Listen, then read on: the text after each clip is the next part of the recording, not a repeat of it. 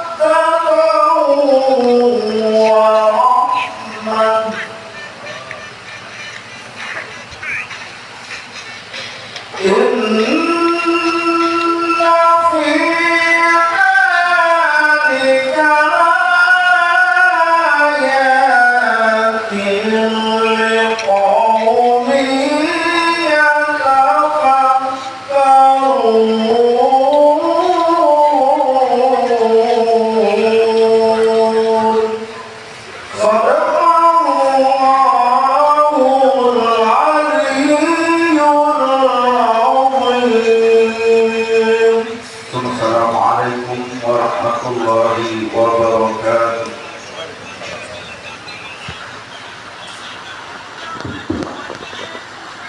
Makanya kata Imam Junaid, selalu saya mengutip Imam Junaid, bagaimana dengan orang yang mengaku wali, mengaku orang sudah sampai makom tajrid? Tajrid artinya nggak ada ikhtiar lagi. Tiga standarnya. Yang pertama, menjauhi perbuatan yang haram walaupun kecil. Dua, melakukan perbuatan sunnah walaupun ringan. Yang ketiga, mengambil dunia hanya sekedar untuk memenuhi kebutuhan. Ya. Kalau nanti antum ketemu sama orang ngaku wali kutub utara, kutub selatan, lihat dalam hal tiga. Pertama, menjauhi yang haram walaupun kecil. Yang kedua, melakukan sunnah walaupun berat ringan. Yang ketiga, mengambil dunia hanya secukupnya saja. Kalau ada itu pada dia, mungkin dia wali. Itu pun masih kemungkinan, karena yang tahu wali itu cuma wali. Ustadz, pertanyaan dari anak saya kelas 1 SD. Nyamuk itu nanti masuk surga apa masuk neraka Pak Ustadz? Tolong tanyakan ke Ustadz Somad. Jadi semua binatang, anak-anakku, anak-anak kelas 1 SD yang bertanya ke nyamuk, karena dia ini kan selalu digigit nyamuk.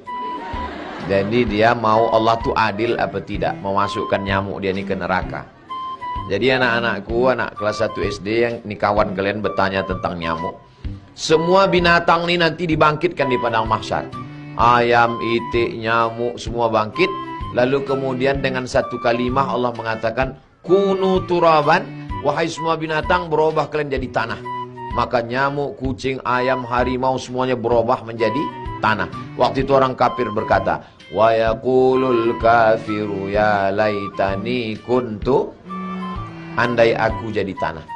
Maksudnya andai aku dulu binatang, waktu di dunia binatang, maka di akhirat jadi tanah. Maka nyamuk yang menggigit kau itu nanti jadi tanah. Jelas? Cerdas. Jika semua sudah tertulis dalam takdir, mengapa aku harus berdoa? Yang pertama, karena Nabi berdoa. Nabi sampai dia shariful aqlam. Pena ini kalau dituliskan ke batu tulis, ini batu tulis. Kalau dituliskan kan berbunyi deh, krik krik krik. Nabi waktu Isra Mi'raj itu sampai dia ke shariful aqlam, tempat pena bergeser itu, dan didengarnya bunyi pena itu bergeser waktu Isra Mi'raj. Tapi waktu malam 17 Ramadan, malam Jumat, besok mau perang Badar, berdoa dia sampai subuh. Sorbannya jatuh di hembus angin, tak dipedulikannya. Datang Abu Bakar Siddiq menaikkan sorbannya ke teguk. Cukuplah itu ya Rasulullah.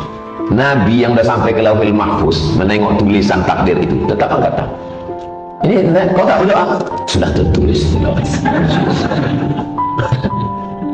Nabi kata ikut Nabi. Qul in kuntum tuhibbunallah, kalau memang kau cinta Allah, fattabi'uni, ikuti aku. Ikut Nabi. Jadi kalau tanya, kenapa Ustaz berdoa? Karena aku ikut Nabi. Itu alasan yang pertama. Yang kedua, kenapa kita berdoa? Karena kita tak tahu entah apa yang ada ditulis di Lauhil Mahfuz. Tak tahu saya apa yang tertulis di Lauhil Mahfuz itu. Apakah hari ini saat keluar rumah saya akan melanggar ayam? Tak tahu saya. Maka saya berdoa kepada Allah, ya Allah, jauhkanlah kami ini daripada melanggar ayam, melanggar anak ayam, melanggar tai ayam. Jangan sampai kami terpijak ayam, terpijak telur ayam, terpijak tai ayam. Bang Umar duluan, beliau mau mengejar pesawat penerbangan. Jumpa lagi Bang. Waalaikumsalam. Doa kita itu kan isinya dua, minta yang baik, minta jauhkan yang buruk kan. Yang baik apa yang akan saya terima hari ini, saya tak tahu. Yang buruk apa yang akan saya terima hari ini pun saya tak tahu. Karena tak tahu, itulah saya meminta. Tiga, kalau Ustaz meminta, apakah dirubah Allah takdir itu? Yamhullahu ma yasha' wa yusbit. Allah kuasa untuk menghapus. Ini takdir. Yamhullahu ma yasha', Allah kuasa untuk menghapus. Wa yusbit, Allah kuasa juga untuk membiarkan. Wa indahu ummul kitab, karena dia yang punya kitab itu. Kita serah dia, orang dia yang punya. Kita yang ikut aturan RW, aturan RT, aturan kades, aturan bupati, aturan gubernur. Allah ikut aturan siapa? Tak ada orang dia yang buat aturan, dia sesuka dia. Maka dia disebut dengan fa'alul lima yurid. 4. La yaruddul qada illa doa. Tidak ada yang bisa merubah takdir kecuali doa. Makanya doa itu lembut sekali. Allahumma inni la as'aluka raddal qada walakin as'aluka lutfa fihi. Ya Allah, aku tidak ingin engkau merubah takdirku. Saking kan halusnya adab dia kepada Allah, tak dia bilang, ya Allah, rubahlah takdirku. Apa kata dia? Aku tak ingin engkau merubah takdirku, tapi andai engkau takdirkan aku harus jatuh hari ini, biarlah aku jatuh ke tumpukan jerami. Kalau memang kau takdirkan aku hari ini harus jatuh, ya Allah, biarlah aku jatuh. Tapi kalau bisa, jatuhnya ke tumpukan jerami. Saya pernah posting tentang ini beberapa tahun yang lalu. Saya tulis, Allahumma inni la as'aluka raddal qada walakin as'aluka lutfa fi. Ya Allah, aku tak ingin engkau rubah takdir, biarlah macam itu. Tapi kalau kau takdirkan aku harus jatuh hari ini, biarlah aku jatuh dalam tumpukan jerami. Komen di bawah, kalau saya Pak Ustaz jangan jerami, tempat tidur lah Pak Ustaz. Apa di bawah. Maha benar netizen dengan segala komennya. Kenapa kita berdoa? Kelima, karena doa adalah ibadah. Umar bin Khattab, ya, kenapa engkau berdoa? Aku tak tahu doaku diterima Allah atau tidak, tapi aku terus berdoa. Kenapa? Karena doa ibadah. Kok kenapa sholat? Nah, sholat ibadah. Aku tak tahu sholat entah diterima atau tidak. Aku pun tak tahu puasaku diterima atau tidak. Itu hak Allah, itu hak prerogatif, itu urusan Allah. Jangan mengukur kebahagiaan dengan benda, karena benda tidak membahagiakan. Kalaulah bahagia itu dengan benda, maka Fir'aun lebih bahagia daripada Musa. Kalaulah bahagia itu dengan jabatan, Namrus lebih bahagia daripada Ibrahim. Kalaulah bahagia itu karena diterima orang, maka Abu Lahab lebih bahagia daripada Nabi Muhammad SAW. Ini kebahagiaan tidak di situ letak. Definisi bahagia itu apa? Definisi bahagia punya mobil, punya rumah, punya duit, sehat. Bahagia bukan itu. Bahagia itu adalah sururul qalbi, tenangnya rasa hati, bimururil qada, ketika takdir Allah terjadi. Jadi bahagia itu adalah ketenangan hati. Bapak pikir, ibu pikir orang-orang yang banyak uang, banyak duit itu bahagia? Belum tentu bahagia. Kebahagiaan itu ada di dalam hati orang yang beriman. Imam Syafi'i itu luar biasa. Selesai dia belajar hadis dengan Ibnu Uyainah di Makkah, pergi dia ke Madinah. Sampai di Madinah, dijumpainya rumah gubernur Madinah. Assalamualaikum. Waalaikumsalam. Gubernur Madinah, ya, tolong bawakan saya ke rumah Imam Malik. Saya mau belajar sama Malik bin Anas. Apa kata gubernur? Hai Syafi'i, andai kau suruh aku memindahkan bukit Uhud, lebih ringan daripada menghadap Malik. Begitulah ulama itu karismanya, jangan dulu. Aku tak sanggup berhadapan, segan mau jumpai Imam Malik. Kau suruh aku memindahkan bukit Uhud, lebih ringan daripada berhadapan dengan Malik. Ulama zaman dulu dihormati, luar biasa. Tapi karena diminta, akhirnya Imam Syafi'i pun datang ke rumah Malik bin Anas. Sampai di rumahnya, dia ucapkan salam. Assalamualaikum. Waalaikumsalam. Keluar pembantu Malik. Siapa? Saya Syafi'i. Mau ketemu siapa? Mau ketemu Malik. Malik mana? Di dalam. Ya, tunggu sebentar. Dia masuk dalam. Malik, ya, ada tamu namanya Syafi'i. Kata Malik, suruh dia baca kitab saya Muwatta. Nanti kalau dia sudah baca khatam Muwatta, baru dia belajar sama saya. Kalau tidak, dia nanti tak nyambung kajinya. Datang pembantunya, nyampaikan, Syafi'i, ya, kata Malik, kamu pulang aja dulu, baca Muwatta. Nanti kalau sudah khatam Muwatta, baru belajar lagi. Kata Syafi'i, kasih tahu ke Malik, Muwatta sudah di sini semua. Maliki terkagum dengan Syafi'i. Sebelum belajar, dia sudah, andai ada orang mau belajar ke saya, Pak Ustadz, kami mau belajar masalah khilafiyah, baca buku saya 37, masalah populer, nanti baru kita belajar biar nyambung kaji kita. Pak Ustadz, udah di sini tuh semua. Tentu saya kagum sama dia. Saya aja nggak hafal, dia hafal. akhir dari persahabatan, pertemanan dan menuntut ilmu Syafi'i. Akhirnya Malik memanggil Syafi'i. Syafi'i, sini. Ada apa Tuan Guru? Habis sudah ilmuku dan kurasa engkau lebih hebat daripada aku. Ini beberapa keping uang emas, carilah guru yang lain. Pergilah. Begitu zaman dulu. Zaman sekarang orang dah. Akulah guru yang paling hebat di Pekanbaru. Kau jangan belajar sama yang lain. Yang lain itu hanya kulit-kulit buku aja. Ini bukan adab salaf. Ini adab salaf. Mereka belajar. Salaf. Imam Malik itu salaf, meninggal 179. Imam Syafi'i itu salaf, meninggal 204. Saya enggak mau pakai Syafi'i, saya maunya pakai Bukhari. Di kotaknya dua. Dianggapnya Bukhari lebih alim daripada Syafi'i. Ini Syafi'i, ini Bukhari. Dia lupa Bukhari itu belajar kemana. Bukhari meninggal 256. Lihat tahun lahirnya, lihat tahun wafatnya. Bukhari meninggal 256. Bukhari punya guru siapa namanya? Ahmad bin Ambal, meninggal 261. Ahmad bin Ambal punya guru siapa namanya? Syafi'i, 204. Syafi'i punya. Jadi silsilahnya ke atas. Bukhari berguru kepada Ahmad bin Hanbal, Ahmad bin Hanbal berguru kepada Syafi'i. Secara tak langsung Bukhari itu murid Syafi'i secara keilmuan, tapi murid tak langsung. Jadi jangan katakan Syafi'i tak paham hadis. Nasirus sunnah. Ahmad bin Hanbal mengaku sebelum Syafi'i masuk ke kota Baghdad, kami tak bisa membedakan mana hadis am, mana hadis khas, mana taqyidul mutlaq, mana takhsisul am, mana ikhtilaful hadis, mana nasikh mansuh. Bukan mereka tak paham, mereka paham, mereka tawadhu, tapi ada orang yang lebih paham daripada mereka. Siapa itu? Imam Syafi'i. Yang pertama menulis kitab usul fiqih, Imam Syafi'i. Dipanggilnya muridnya namanya Rabi' al-Muradi. Rabi', ta'al, mari kemari. Tolong ambil pena sama kertas. Datang Rabi', ambil pena, ambil kertas, dicatatnya. Catat. Tulis Ar-Risalah. Risalah artinya surat. Tulis. Ditulis Rabi' 300 halaman.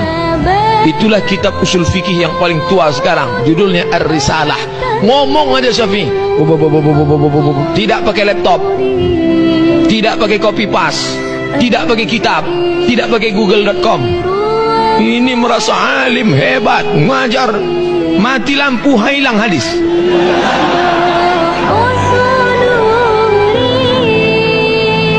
Ini Syafi'i yang berpendapat ini.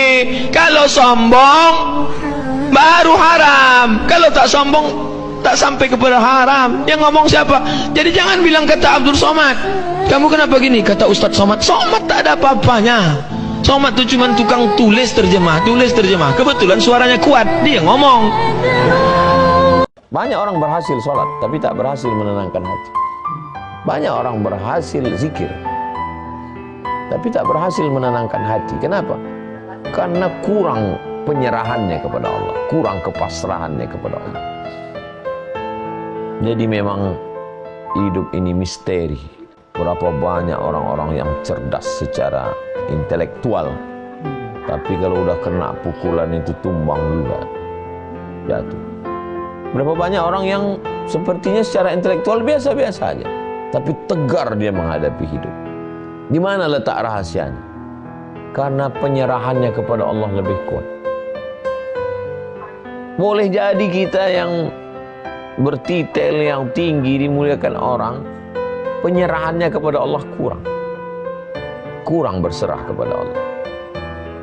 Orang yang gajinya sudah teratur rapi oleh Badan Kepegawaian Nasional BKN, itu beda penyerahannya dengan petani yang bertanam sayur di atas gunung. Bertanam dia di situ, doanya lebih khusyuk di waktu malam. Beda antara doa supir damri dengan supir angkot. Dengan doa supir damri dengan doa Metro Mini itu beda khusyuknya. Damri itu berapapun penumpang gajinya sama aja. Metro Mini dikejar sana, kejar sana. Beda. Nah, jadi memang Allah Subhanahu wa Ta'ala menguji kita. Bisa nggak kita menafikan segala ini, lalu kepemilikan itu kita katakan milik Allah, dan keputusan ini adalah keputusan Engkau ya Allah, dengan tetap berdoa dan berusaha. Saya akan cerita tentang argumentasi ilmiah bahwa ahli sunnah wal jamaah itu luar biasa. Saya di Jogja berteman banyak para profesor, para doktor, termasuk akademisi sosial yang mungkin pernah di mana-mana. Pernah tanya saya begini, Pak Bahak, kenapa Anda baca kitabnya referensinya luas kok tetap NU katanya. Terus saya bilang, problemnya apa sebagai NU? Biasanya terus mereka mengutip sekian makalah. Kebetulan makalah itu provokatif dan siapapun yang baca makalah itu pasti menjadi NU, tak jamin ya.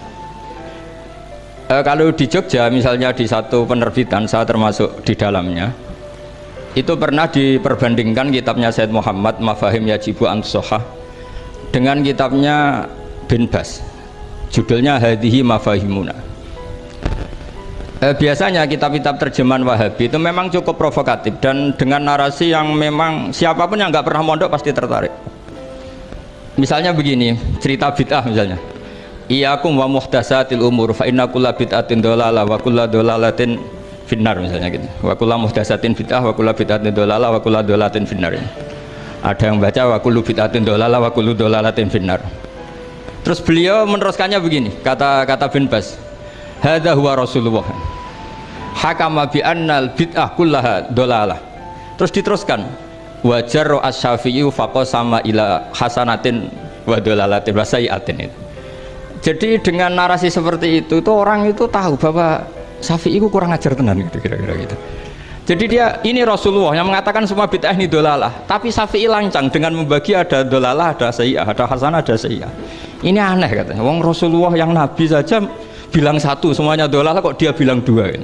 Diredaksikan Jaro'ah, kira-kira makna sedannya yang lama atau berani, sehingga orang mesti tanya kenapa sih tidak ikut Rasulullah saja. Tapi ini satu ilmu, setidaknya ilmu perdebatan, bukan ilmu hakiki, karena kita tidak tahu yang diridhani Allah yang mana.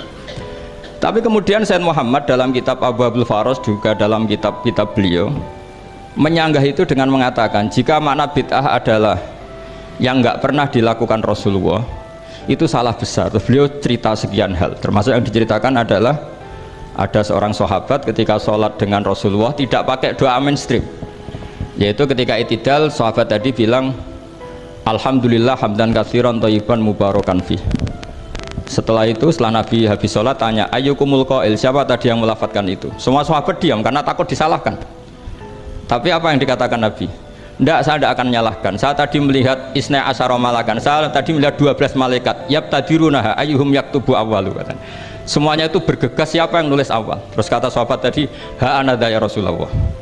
Padahal ini satu kalimat yang bahkan Rasulullah tidak mengajarkan, dan Rasulullah bahkan iskal kenapa ada kalimat itu, tapi toh dibenarkan oleh Allah dan Rasul. Cerita Said Muhammad kedua adalah ada sahabat setiap ngimami itu main kulhu. Wah, ngimami apa saja main kulhu. Singkat cerita makmumnya itu gerutu, ini orang kok main kulhu terus ini. Setelah dilaporkan ke Rasulullah, ditanya sama Rasulullah, kenapa kamu main kulhu? Ini dilaporkan ke saya. Kata si musolli tadi, imam tadi, li annaha sifatur rahman, karena dalam surat itu semua sifatnya Allah, maka fa'ana uhibbuha, saya senang itu. Apa kata Rasulullah? Saya disuruh bilang Allah ke kamu bahwa Allah mencintai kamu karena kamu mencintai kulhu. Terus keterusan sampai sekarang itu orang-orang NU baca kulhu terus itu, karena sekali baca idza samsu kuwirat mesti keponting gitu. Tapi artinya itu dibenarkan Rasulullah min ghairi sabqi ta'limin minhu, tanpa ada pelajaran dari beliau. Runtuhlah teori bid'ah bahwa bid'ah adalah semua yang nggak pernah dilakukan Nabi, diajarkan Nabi. Nyatanya beberapa kali Nabi membenarkan sesuatu yang belum pernah diajarkan oleh beliau. Masalahnya adalah tidak semua orang baca kitabnya Said Muhammad atau baca tidak paham. Nah, sementara kitab Hadihi Mafahimuna itu diterbitkan secara masif oleh pemerintahan Arab Saudi dan ada terjemahnya lagi, sehingga yang nggak bisa Arabnya bisa terjemahnya. Dengan narasi tadi bahwa Imam Syafi'i dibenturkan Rasulullah itu kan mesti kalah. Redaksinya itu Jaro'ah itu wani pakai hamzah. Kedua, saya ingin cerita dan saya tidak bosan-bosan cerita ini sampai mati, saya tidak akan bosan-bosan. Ada kemandirian al-hujjatul balighah dalam diri kita sebagai ahli sunnah. Begini misalnya, kalimat la ilaha illallah adalah kalimat yang orang kafir 80 tahun saja kalau melafadzkan itu menjadi soro mukminan. Lah ini kita tahlil yang sudah muslim hanya karena kalimat thayyibah justru menjadi kafir, ini kan madzhab aneh. Yang kafir puluhan tahun iyan tahu yufar lahum maqad salaf bihadil kalimah. Ini kita karena tahlilan sampai nyekel patok menjadi kafir juga karena la ilaha illallah. Ini aneh. Jadi kalimatun sing yakunu bihal kafiru musliman jadi kalimatun yakunul mukminu biha kafirun. Ini kan kaidah yang aneh. Nah, saya ingin kalau ahli sunnah yang seperti ini sudah mandiri, sudah sehat, ya baguslah seperti itu.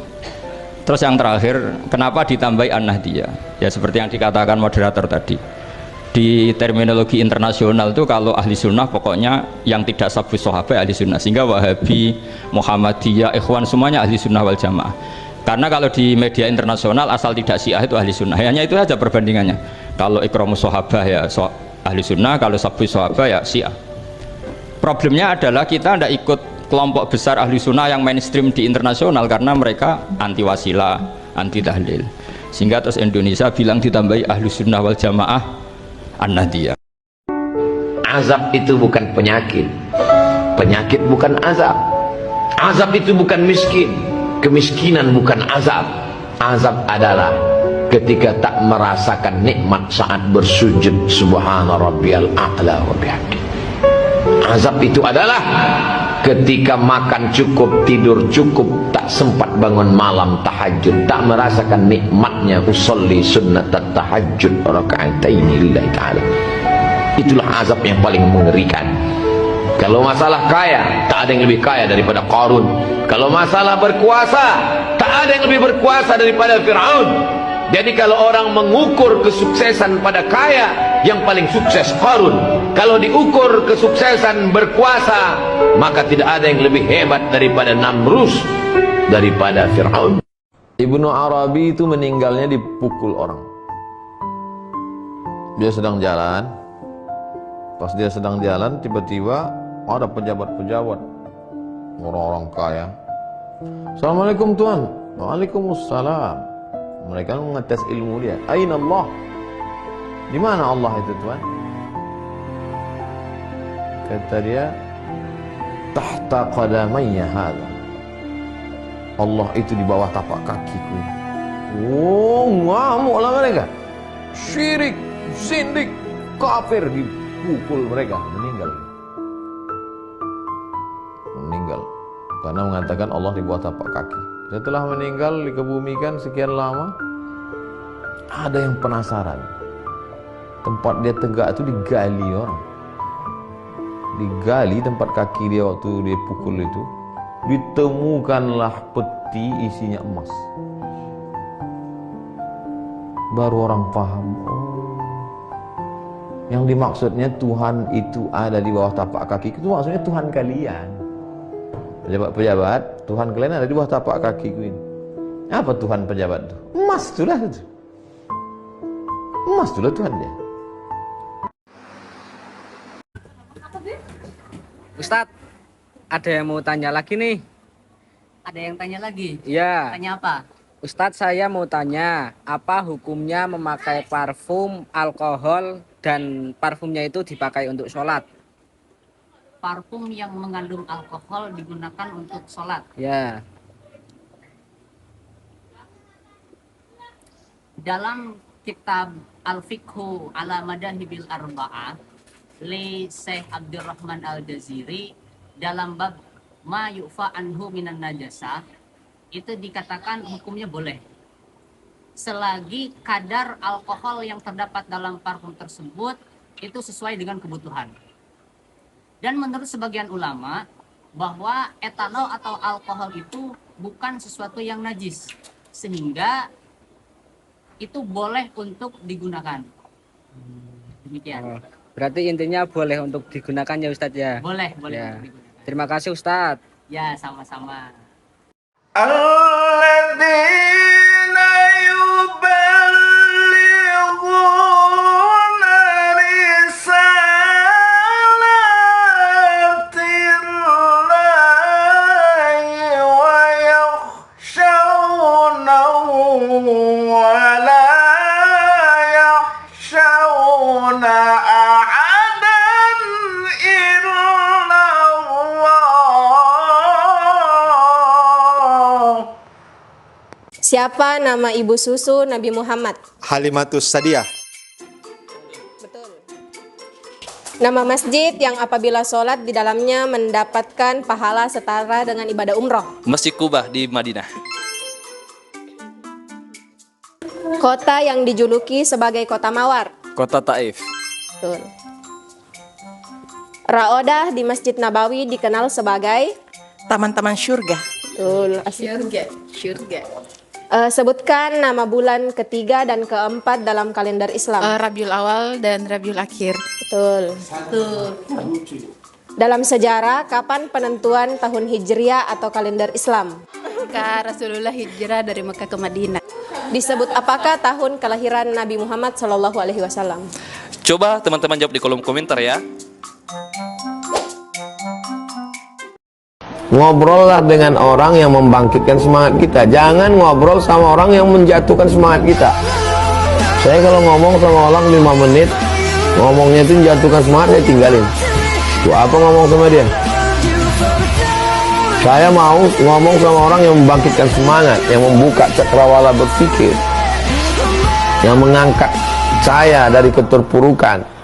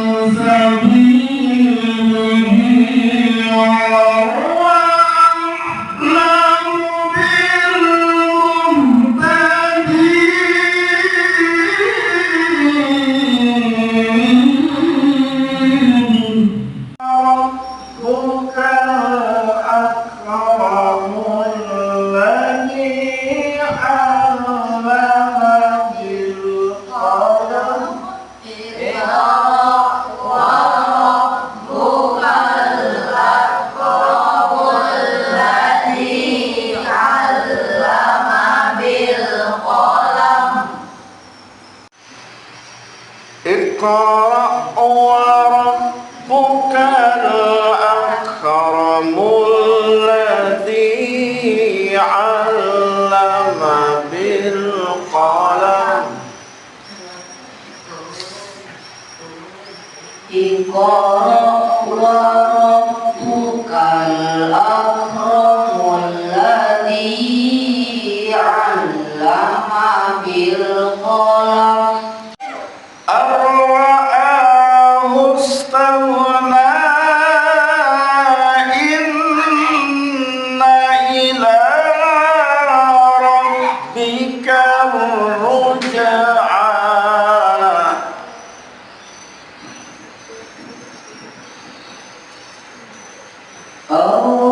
أرآه استغنى إن إلى ربك الرجعى أرأيت الذي ينهى عبدا إذا صلى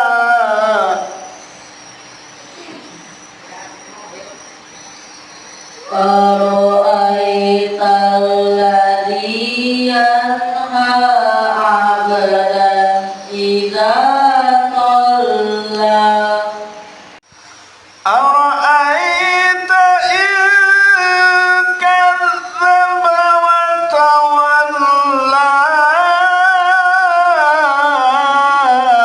ألم يعلم بأن الله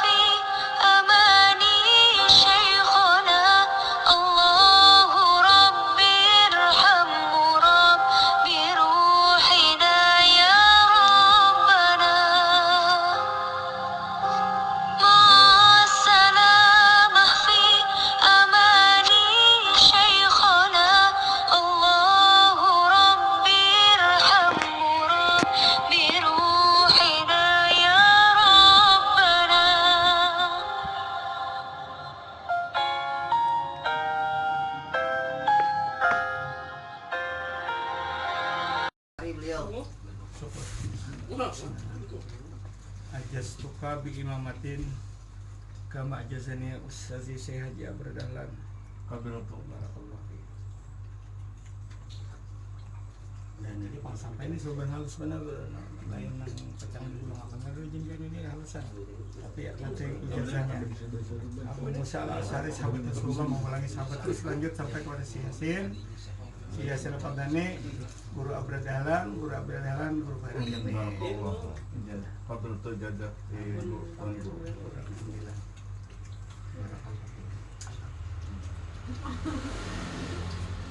Nah, nukar lagi. Amon kasakumpol, nukar di di toko Azhara. Itu kita beribadah. Menukar situ hasil 100% bahayanya tuh di honor ribuannya tuh. 100% untuk Langgar Aroba lawan Janda Syarifah. Nah, Janda Syarifah. Janda Syarifah. Ini apa?